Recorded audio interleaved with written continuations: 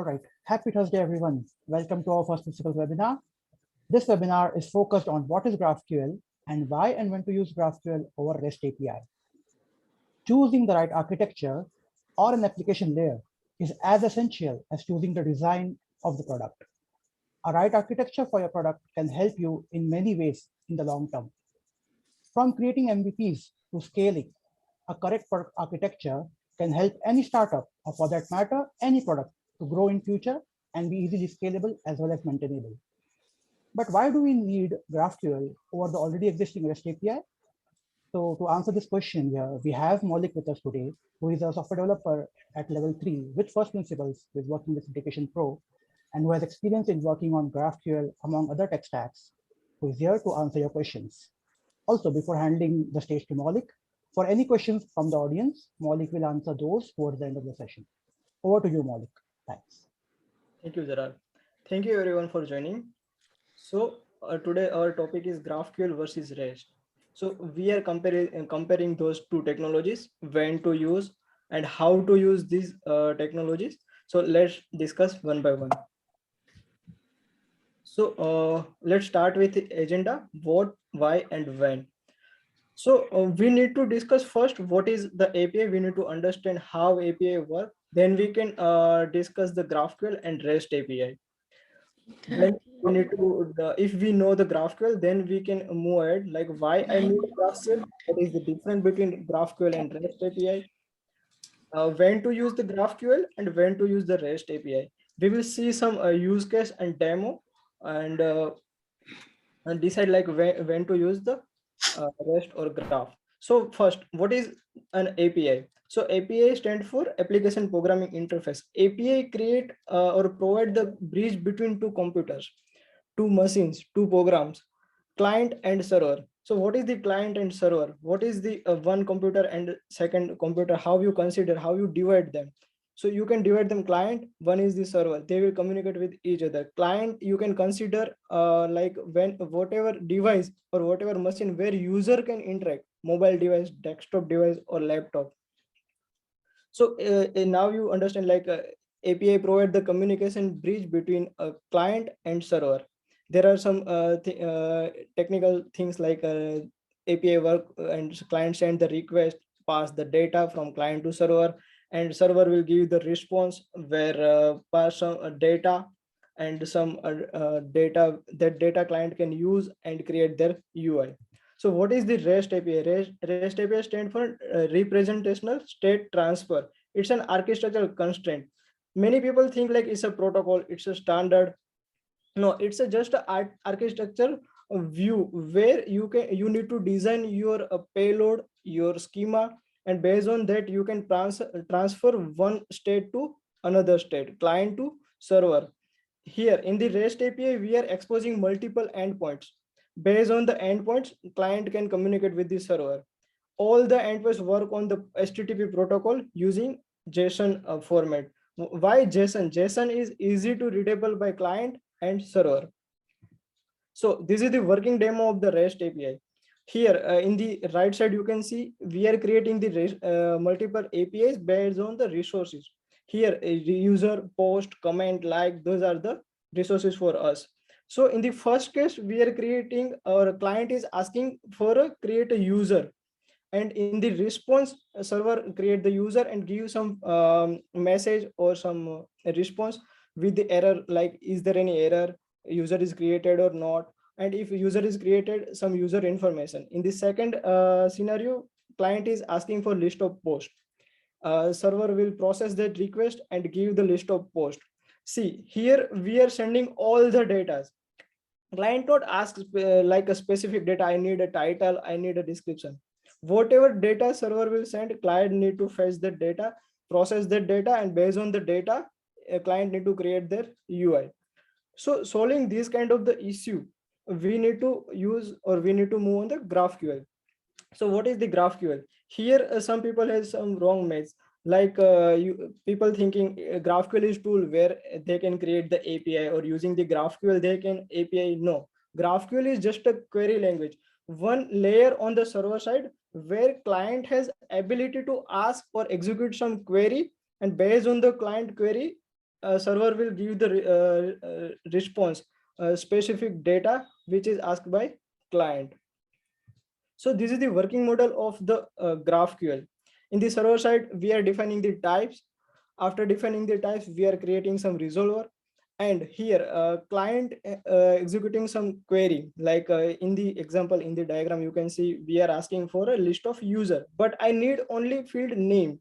So in the predictable result, I will get the list of users with only name. Here we are not fetching all the information. We are not, server is passing all the information. Whatever information client need, that server will serve. So this is the working model of the GraphQL. So in the server side, you can see we are not using the resource based endpoints. We are exposing only one endpoint, and all the queries, all the mutation request goes to same endpoint. That endpoint resolve that mutation and query, and based on the request, it will serve the response. So in the server side, we need to define the types. GraphQL is a type safe language, so we need to define the types for all the fields, and based on the type, it will create a automate your documentation. It will create a schema JSON file that is make your development fast on the mobile side as well. So in the first use case, client is asking to create a user, and same in the same request, client asks like I need a ID after creating the user. So in the response, once user created, server will give the user ID. In the second scenario, client is asking for list of posts. Consider here, client is a mobile application. And in the mobile application, I need to list out all the posts only with the title and description. I don't want any other detail. So here client is asking for a title and description and list of posts. So in the response, client will get the array of post with the title and description. Here client might be a desktop application. In the desktop application, we can show many details. We can present many detail like likes, comments, and media files.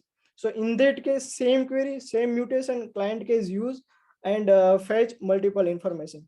Here we are using a two terminology, mutation and query. So query is used to fetch a data, get a data, just like a read operation, and mutation is used to perform a create and update operation. So why I need a GraphQL? So we see some benefits GraphQL provide over a REST API. So GraphQL is the best choice to create a MVP.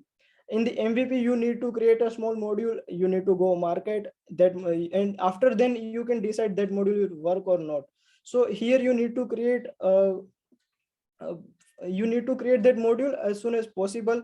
And so GraphQL provide your development speed. GraphQL make your development speed too fast.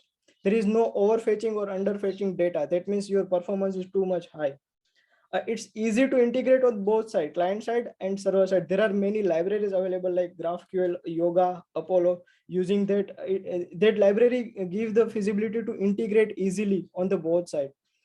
Same library provides some caching mechanism, in memory cache in the server side, or GraphQL context in the client side, and it will also increase your performance, application performance. Also, after creating the MVP, after getting the user feedback, you are adding a new modules in your application in your product. So you are creating the microservice architecture. So GraphQL is easy to work with the microservice architecture. Nowadays, GraphQL Federation kind of tools available. Using that, you can make your all the GraphQL types in common place. You can create the API, GraphQL API gateway, and it's easy to integrate with client and server both sides. So what is the difference between GraphQL and REST API? So as we know, GraphQL is just a query language to solve the common problems while integrating the API. But REST API is design architecture. Here you need to design the payload. You need to design a request payload, a response payload. You need to design the schema. You need to design different endpoints based on your needs. And some after some time, when endpoints increase, it be a complex. GraphQL provide a client-driven architecture. What is the client-driven architecture here? Client will ask client will ask whatever data, that data server will serve. But in server driven architecture, server throw all the data, might be necessary or not. In the GraphQL, we are exposing only one endpoint. In the REST API, we are exposing multiple endpoints based on our resources. GraphQL not required a versioning. Why? Because we are exposing only one endpoint. But in the REST API, we have the multiple endpoints. In future changes, we need to change our API and we need to maintain the versions. GraphQL is strongly typed. So in the previous slide, we see like in the server side, we need to define the types based on our resources, and GraphQL accept all the data based on the type. In the if I define this name as a string, and if you are passing a number value, it will not accept. But in the REST side, we need to REST is a weekly type, so it will accept this kind of the data. We need to add one layer on the API to filter these kind of the data, validate this kind of the data. In the GraphQL, we are using the JSON format to communicate or pass the data between client to server. But in the REST API, you can use XML, JSON, and YML format. So GraphQL don't have any caching, inbuilt caching mechanism, because GraphQL exposing only one endpoint. But in the REST API, you are exposing multiple endpoints. So here we have one benefit. Multiple endpoints use the HTTP caching mechanism to cache the data and make this communication faster. So will GraphQL request a REST? No. Both has their own advantages, disadvantages. Some use case where you can go for the GraphQL. In some use case, it's good to choose a REST API.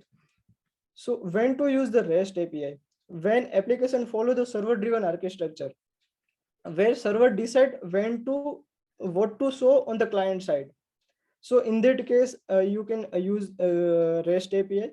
So which kind of the application we can say it's a server driven architecture.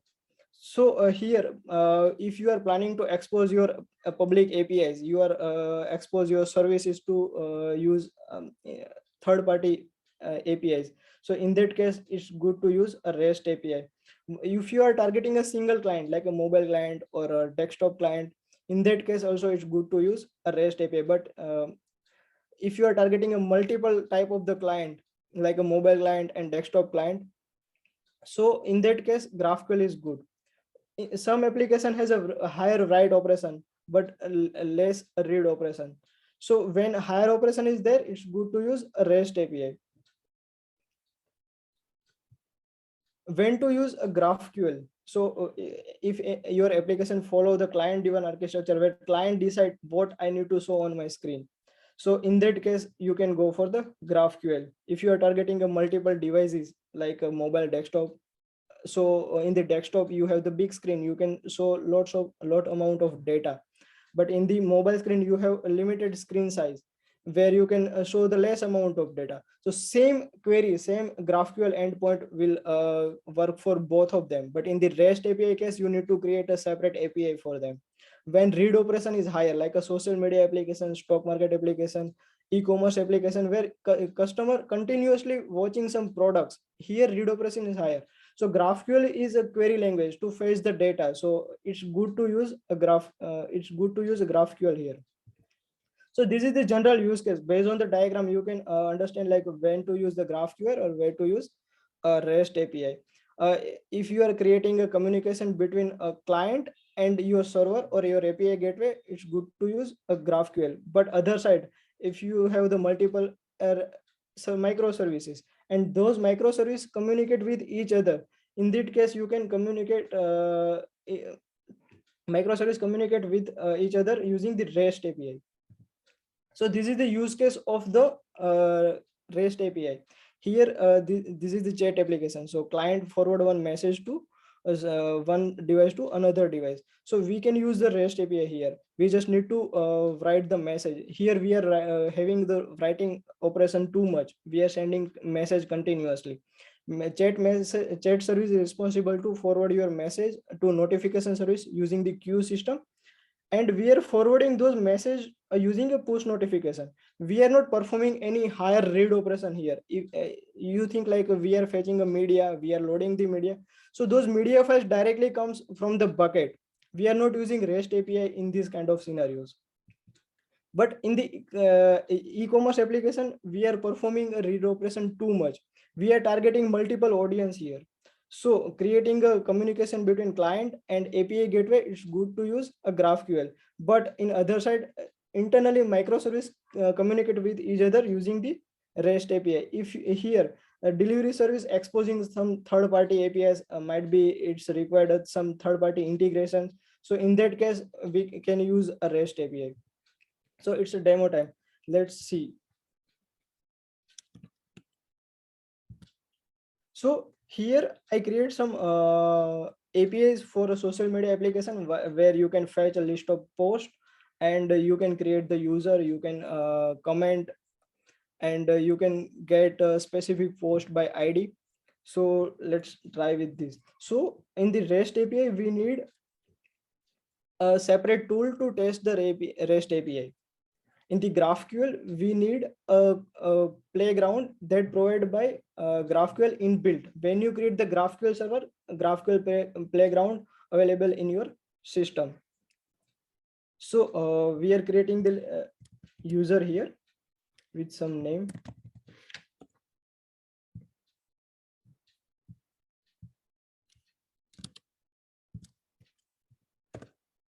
I'm starting my server.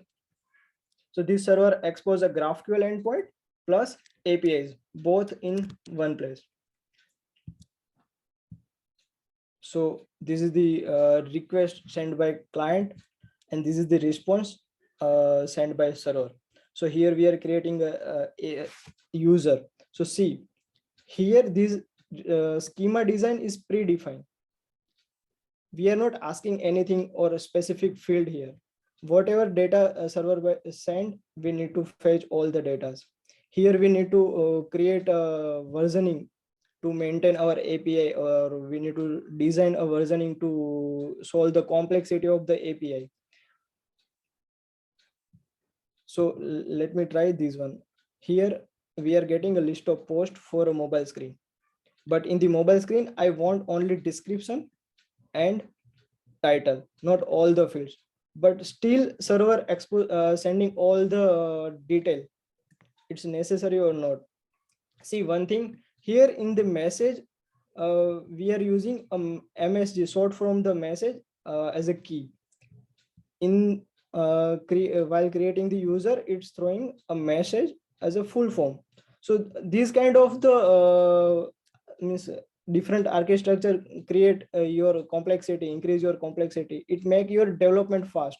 Now mobile developer need to know, like here I message comes with the message field, MSG field, but here it's coming from a message. So mobile developer stuck here, or they need to manually manage these kind of key params on their side. So this is the REST API. Let's see something about GraphQL.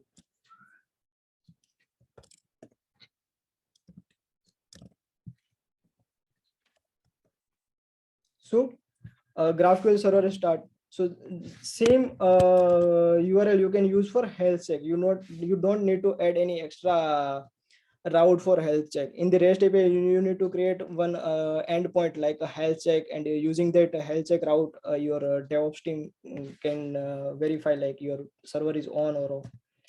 So GraphQL expose only one endpoint. So same endpoint mobile developer will use to communicate with your server to execute some queries. No need to integrate any other endpoints here.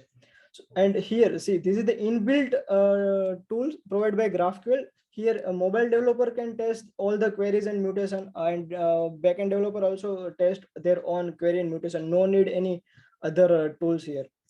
While creating the REST API, you need to maintain the document based on your endpoints, based on your schema, based on your structure, and that document you need to share with mobile developer or front-end developer every time whenever you change that document. But in the GraphQL, while defining the types in the backend, it will generate the document for you automatically.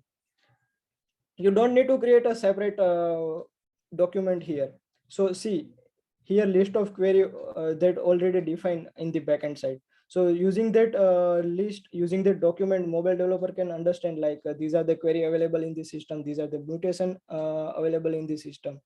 And when we expand this user query, see, these are the fields available in the user schema.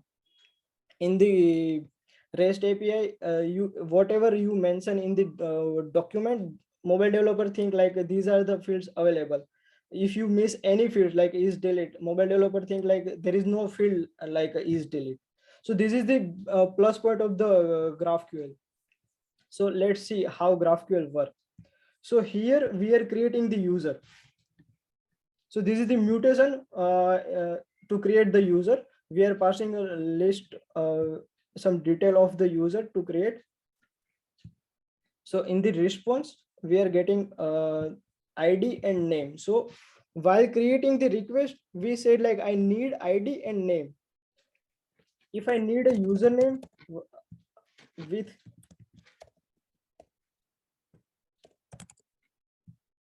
while creating the user, I can add the username, and in the response, I will get the username.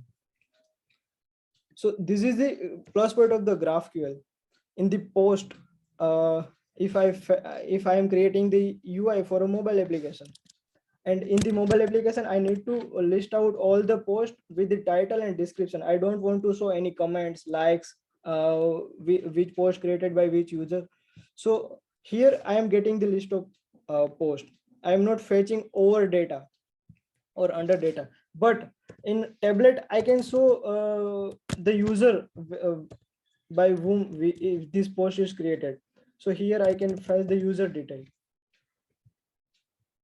If I am logging with my own profile and I need ID to perform some update, insert and edit operation, I can fetch those details. In the desktop screen, we have the big screen. So here I can see the list of post along with the post, a list of comment along with the post. So here we can fetch the comment like comment text. See, list of comment. If I need user detail, by which user this comment is created, username. See, so these are the benefit provided by GraphQL. Whatever you need, whatever client need, that client can ask to a backend, and backend serve only those data. If I need a user ID, suppose, so I will get the user ID to perform any update or insert operations. So these are the plus point of the GraphQL. Also, GraphQL provide many facility like this tool provide a many facility like tracing. So if you are running the query and you want to see like how much time it required, what are the fields take too much time, based on this tracing, you can trace your APIs. You can work on your optimization, your API query optimization and performance things.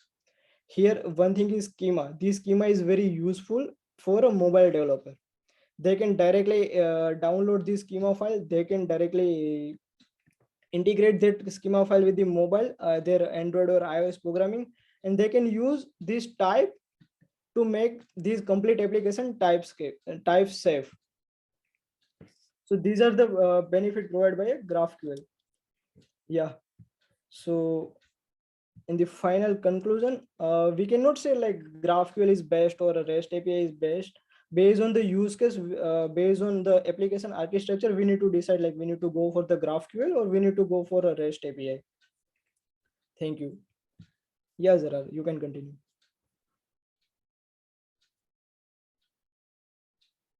Hello, Zara. Awesome, awesome. Thanks, Maulik. Thanks a lot for the presentation. It was it was very beneficial to understand what is GraphQL and when and why to use GraphQL or REST API. I hope the audience also understood the same. So we do have some questions from the audience. The first one being, does GraphQL support offline usage? No, basically it's create a communication between client and server. it will work on the HTTP protocol only.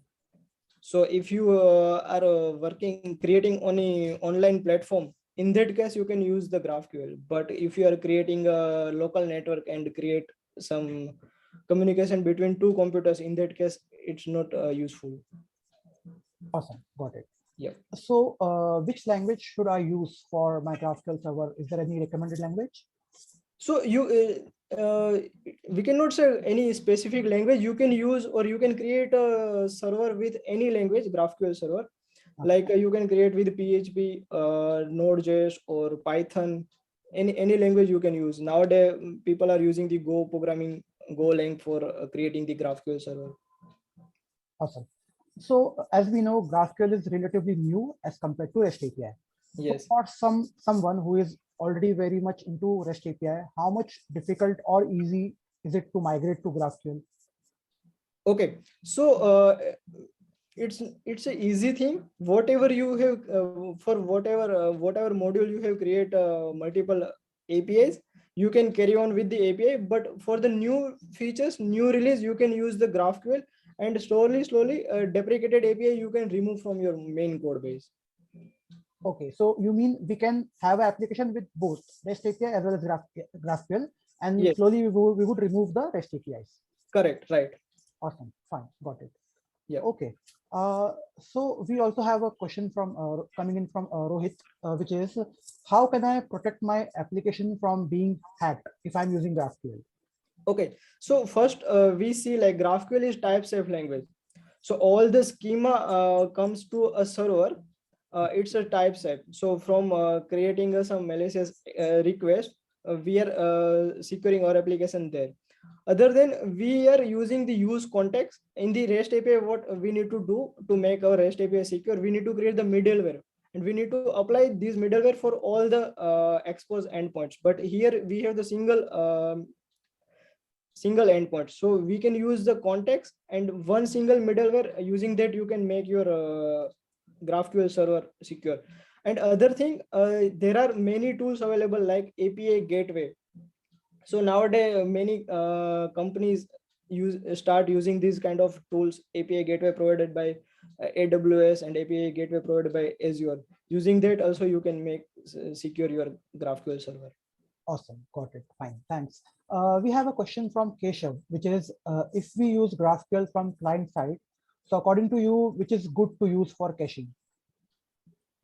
So personally, I use the Apollo graph library here for a caching mechanism.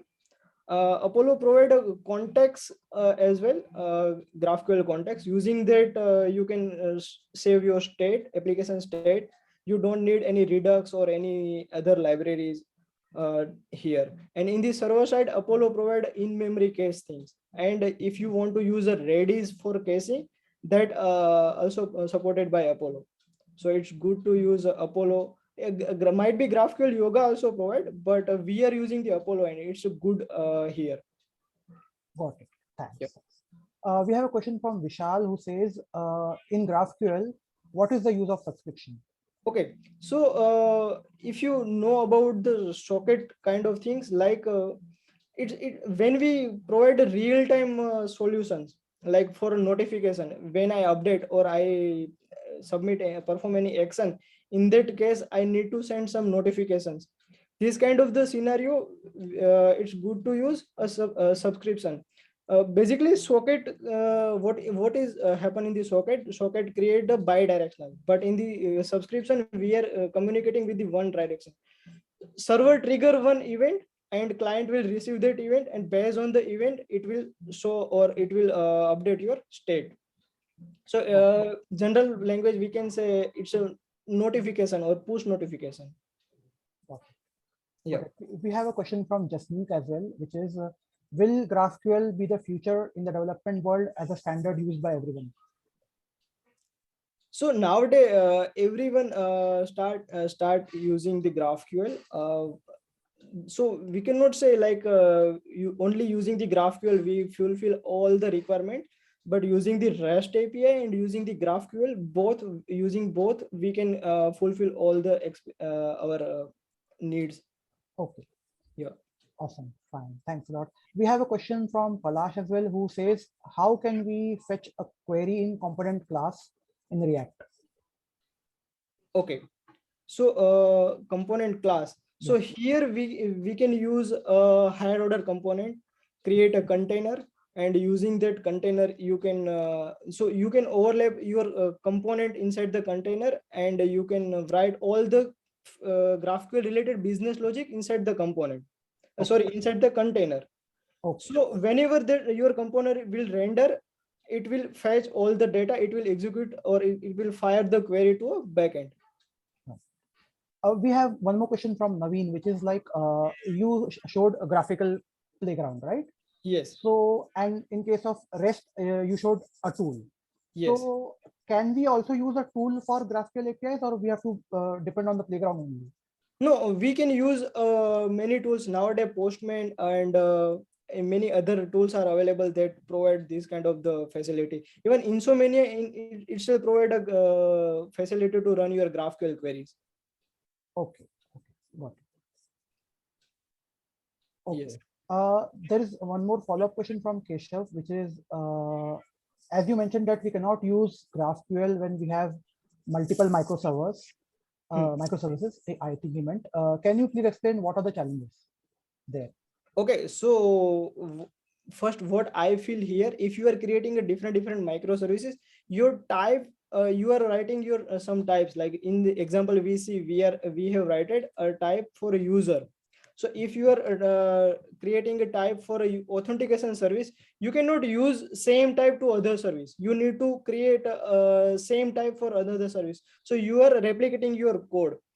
So previously it's not good using the GraphQL for the microservice, but nowadays GraphQL or this especially this Apollo library provide a federation facility.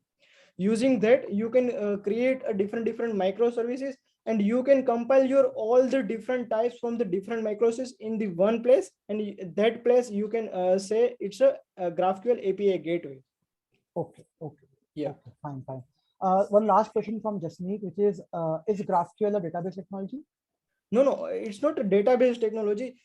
Many people think like GraphQL is a query language, so we can fire the query to a database, but not like that. GraphQL provide facility to run the query from client to server, not in the database. Okay, okay, okay. So one last question from my end. You mentioned the way of accessing in the class components is with the container thing, right? Yes, I read somewhere in their documentation that this thing has been deprecated now. yes, no, right. So if I have a application which is solely based on a class-based component, uh, what should I do then? Should I stay with the deprecated thing, or can we use something new over If there? you are using a class component, then HOC is the best practice to use GraphQL executing the query. But if you don't want to go that, then nowadays you can use the functional component, very flexible and very fast in terms of rendering. And in the functional component, there are multiple hooks available, like use query, use mutation. Using that hooks, you can run your query. Awesome. Got it. Got it. Fine, fine. It was good. It was like, thanks a lot, Malik, for all the answers to all these questions. It was a very informative session, and thanks to the audience who made this session so interactive. Thanks, everyone, and have a nice day.